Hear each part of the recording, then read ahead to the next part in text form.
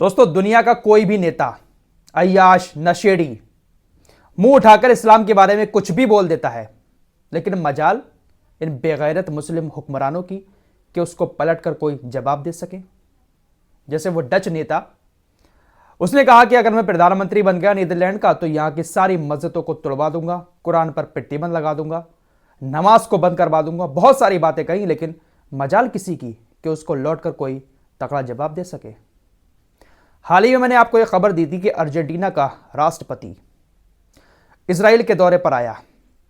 जो western wall है Israel की, जहां पर वो जाकर अपना मत्था टेकते हैं, पूजा करते हैं, जो मुसलमानों के लिए वराक वॉल है, अर्जेंटीना का राष्ट्रपति वहां पर पहुंचता है, दीवार से चिपटकर खूब रोता है। वहां पर रोना रवाना करने के बाद ये ऐलान करता है कि अर्जेंटीना की सरकार यरूशलेम को इसराइल की राजधानी के तौर पर मान्यता देती है। इसराइल की राजधानी तेल अबीब नहीं बल्कि यरूशलेम है और हमारी सरकार इसको मान्यता देती है। अर्जेंटीना के राष्ट्रपति ने यह कहा था। उसके बाद ओआईसी की तरफ से इस बात की निंदा की गई थी।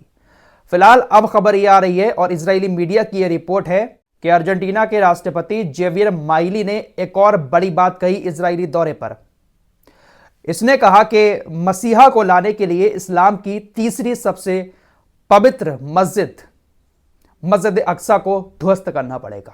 मस्जिद अक्सा को खत्म करने का आह्वान अर्जेंटीना के राष्ट्रपति की तरफ से किया गया कि मसीहा को लाने के लिए यहां पर इस जगह पर मस्जिद अक्सा को ध्वस्त करने की जरूरत है।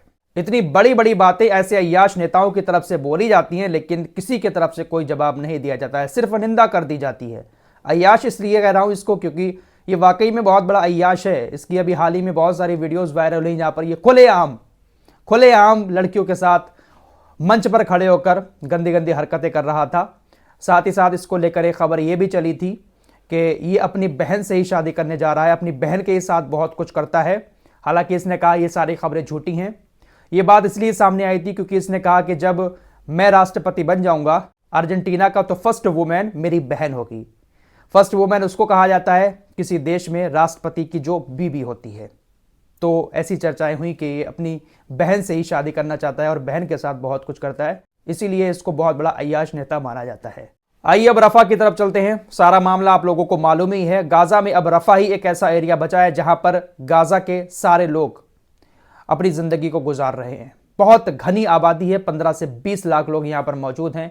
इजराइल का प्रधानमंत्री नेतन्याहू यहां पर हमले करने की लगातार धमकियां दे रहा है। सेना को आदेश दे चुका है कि आप घुसे रफा के अंदर और हमले करें, हमास को खत्म करें। इस मामले को लेकर सऊदी अरब ने इजराइल को चेतावनी दी, जो मैं आपको रात बता चुका हूं। उसके बाद मिस्र भी चेतावनी दे रहा है कि आप अगर अंदर घुसते हैं तो हम अपनी सेना को आपके खिलाफ उतार देंगे। वहीं जॉर्डन ने भी अब इनके पीछे पीछे धमकी दे दी है, इजराइल को चेतावनी दे दी है कि अगर आप रफा के अंदर हमले करते हैं तो यह अच्छा नहीं होगा।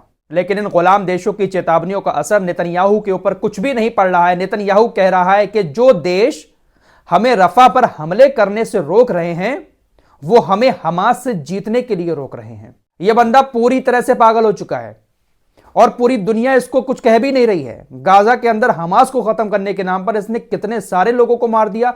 अब रफा के अंदर भी यही कह रहा है कि अगर हमें रोकोगे तो ऐसा है कि जैसे हमें हमास के खिलाफ जीतने से आप रोक रहे हो। यानी ये रफा के अंदर हमले करेगा जरूर, और ये जो धमकियां दे रहे हैं ना देश, ये कुछ नहीं कर पाएंगे। इसने कहा कि देखिए, हम रफा पर हमले करने से पहले हमास के ऊपर रफा के लोगों को एक सुरक्षित रास्ता देंगे। जिस तरह से इसने उत्तरी गाजा और दक्षिणी गाजा में किया, हमले करने से पहले इसने कहा कि आप यहां से निकल जाओ, सुरक्षित स्थान पर चले जाओ, लेकिन जब वो सुरक्षित स्थान पर पहुंचे तो वहां पर भी हमले कर दिए। तो ऐसे ही रफा को लेकर यह कह रहा है। फिलहाल इजरायली सेना ने टारगेट करके रफा के अंदर हमले करना शुरू कर भी दिया है। अभी कुछ देर पहले ही खबर आई है, आज सुबह से इजरायली सेना 2 बार टारगेट करके पुलिस की गाड़ियों को निशाना बना चुकी है। दरअसल पुलिस की कुछ गाड़ियां सामान लेकर, थोड़ी बहुत मदद लेकर रफा के अंदर जाती हैं। उनको टारगेट करके इजरायली सेना हवाई हमले करती है, जिसमें गाड़ी भी पूरी तरह से तहस नहस हो जाती है और जो उसके अंदर लोग मौजूद होते हैं उनकी भी मौत हो जाती है। अभी ये जो दूसरा हमला किया है पुलिस की गाड़ी पर, इसमें 2 लोगों की मौत भी हो गई है। दोस्तों, इजराइल ने गाजा का खाना तो कब से बंद कर रखा है, तो अब जो समुद्र के किनारे लोग रहते हैं उन्होंने मछली पकड़ना शुरू कर दिया है समुद्र से। कुछ मछुआरे समुद्र में जाते हैं और मछली पकड़ कर लाते हैं, उसको बच्चे, उनके माँ बाप वगैरह थोड़ा बहुत खा लेते हैं। ऐसे ही कुछ मछुआरे समुद्र में उतरकर गाजा के मछली पकड़ रहे थे कि इजराइल की नौसेना वहां पर पहुंची और उन लोगों पर गोली चला दी। 6 मछुआरों की मौत हो गई। इजरायली सेना फिलिस्तीनी मछुआरों को मछली भी नहीं पकड़ने दे रही है। मछली पकड़कर वो गाजा के लोगों को थोड़ा बहुत खिला रहे थे, लेकिन ये भी गवारा नहीं है। तो क्या ये हमास है? ये मछुआरे क्या हमास के लोग हैं? इतना सब कुछ खुला अपराध हो रहा है और दुनिया खामोशी के साथ देख रही है। इंटरनेशनल कोर्ट में मामला पहुंचा भी था, आदेश दिए भी थे बहुत सारे, लेकिन माना क्या है? कुछ नहीं। इंटरनेशनल कोर्ट ऑफ जस्टिस के फैसले के बाद से 1864 लोगों को इजराइल गाजा के अंदर मार चुका है। 2933 लोग बुरी तरह से घायल हुए हैं, जिसमें से 690 बच्चे हैं और 441 महिलाएं हैं। फिलहाल तेल अवीव के अंदर रात फिर बड़े पैमाने पर नेतन्याहू के खिलाफ विरोध प्रदर्शन हुए हैं।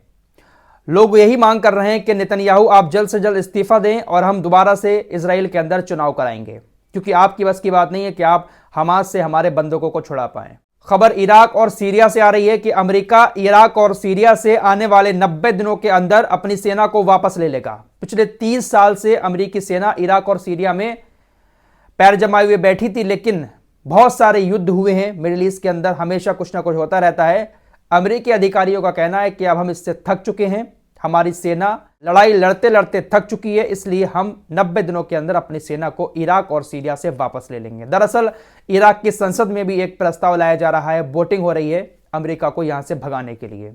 हो सकता है कि इराक और सीरिया को छोड़कर अमेरिका बहुत जल्द चला जाए, क्योंकि लगातार हमले अमेरिका के अड्डों पर हो रहे हैं। ब्राजील के राष्ट्रपति लूला ने एक बहुत बड़ा कदम फिलिस्तीन के लिए उठाया है। ब्राजील के राष्ट्रपति ने कहा है कि हम यूनाइटेड नेशंस की एजेंसी को जो फंडिंग देते हैं उस फंडिंग को बहुत ज्यादा बढ़ाएंगे, एक्स्ट्रा फंडिंग देंगे हम यूनाइटेड नेशंस की एजेंसी को, क्योंकि इस वक्त फिलिस्तीन के लोगों को बहुत ज्यादा इसकी जरूरत है। UNRWA की फंडिंग बहुत सारे देश रोक चुके हैं, आप सभी लोग अच्छे से जानते हैं। पाकिस्तान के इलेक्शन की भी एक खबर आपको देते हैं।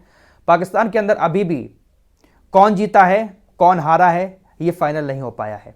फिलहाल खबर आ रही है कि 54 सीटें ऐसी हैं जिस पर दोबारा से चुनाव कराया जाएगा। पाकिस्तान के अंदर किस लेवल का घोटाला हुआ है चुनाव में, इमरान खान को हराने के लिए कौन कौन से हथकंडे अपनाए गए हैं, इस वीडियो के जरिए आप लोग समझ सकते हैं। वीडियो में आपको साफ दिखाई दे रहा है कि जो वैलिड पेपर है, जो इमरान खान के हक में वोट पड़े हुए थे, उन वोटों को खारिज करने के लिए और जगहों पर भी मुहर लगाई जा रही है। जब एक पेपर पर 2 मुहर लग जाएंगी तो फिर वो वोट जो है खारिज हो जाएगा। तो इस तरह की बहुत सारी चीज़ें, बहुत बड़े बड़े घोटाले पाकिस्तान के अंदर हुए हैं। फिलहाल अमेरिका, ब्रिटेन, यूरोपीय यूनियन, इन सभी ने चुनाव को लेकर बहुत ज़्यादा चिंता जाहिर की है। फिलहाल यूरोपीय मीडिया ने इमरान खान की जीत का ऐलान कर दिया है, लेकिन अभी अभी फाइनल रिजल्ट पाकिस्तान के अंदर नहीं आया है।